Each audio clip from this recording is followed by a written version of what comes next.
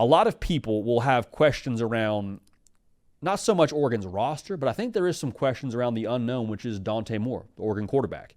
Now, if you don't know anything about Dante Moore, he transferred over from UCLA, and his big reasoning for transferring to Oregon was, hey, I think I need to sit a year to figure this whole college football thing out. Not that he wasn't talented, not that he didn't have the chops to stay at UCLA. He could have stayed there and probably battled and eventually won the job, but like he understood, hey, for me to achieve my potential, I probably need to give it a year to learn behind somebody in a different system to get to where I want to get to.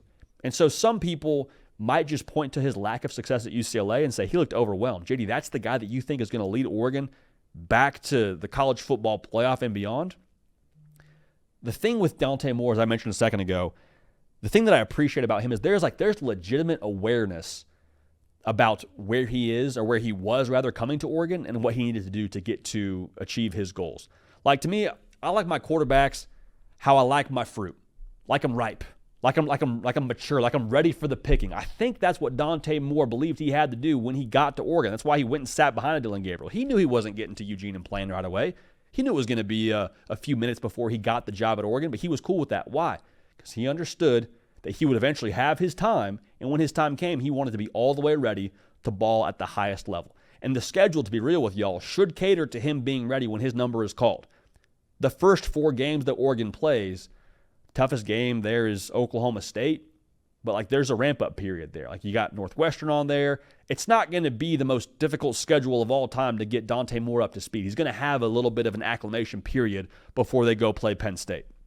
And it's not a matter of ability for him. Like, it's always funny to me whenever these guys play really early and don't have success they were supposed to have. When they're 5-star plus guys, that means everybody in America at the recruiting level believed they were going to be a tremendous college player and ultimately a pretty tremendous NFL prospect when it was their time. Like, is it more likely that Dante Moore can't play football at the level we all expected? Or is it more likely that maybe the entire industry was just wrong on the guy? I don't think that's the case. I think he's probably really good, and I think he probably just needs some time to get acclimated. And I think playing in this system is going to really allow him to maximize his college career and maximize what Oregon is.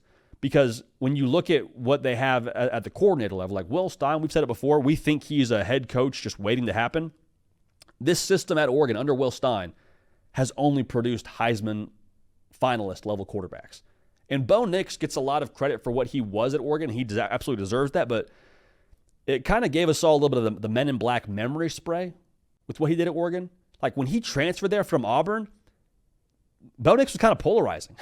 Like there was a lot of people with very split opinions on what he was as a college player. And he had a great first year under Kenny Dillingham, but that second year under Will Stein is when he really blew up and why he ended up being a first-round draft pick and why he was doing what he was doing in the NFL. Same thing with Dillon Gabriel. Not so much that he was a polarizing character the same way Bo Nix was, but I think you would make a pretty strong case that Dillon Gabriel had his best college football year under Will Stein's offense. Those are two guys that are very experienced, of course, but I think it's worth noting that Will Stein was able to get the most out of both those individuals and was able to run a pretty electric offense with both guys pulling the trigger for him. So does that mean Dante Moore is going to be a Heisman finalist for sure? Tez Johnson thinks so, if that means anything for you, the Oregon receiver from a year ago. But I do think that when you talk about the offense in general, like Dante Moore is not going to be asked to do anything that Dillon Gabriel or Bo Nix were just physically more gifted than him to do. Like what I mean by that is Dante Moore, as gifted as he is physically, this Oregon offense is built on making great decisions, going to the right place with the football, and excelling on that front. It's not a system where they ask you to throw the deep, field comeback every other play and like you got to be some superhuman quarterback to be able to run it. Like it's make the right decision, get the ball to the right playmakers. We're going to score a lot of points. So Dante Moore having sat for a year in those quarterback meetings and learned the offense and taken the reps and been able to study for the test, that's going to lead to a lot of good success for him on the football field. Like you're not throwing him into the fire and saying, okay, true freshman, can you get it done? No. He already had that experience at UCLA. It went how it went. He knew he had to progress. He knew that he needed to go somewhere else to play his best football and sit for a year. He's put in the work behind closed doors, man. He has.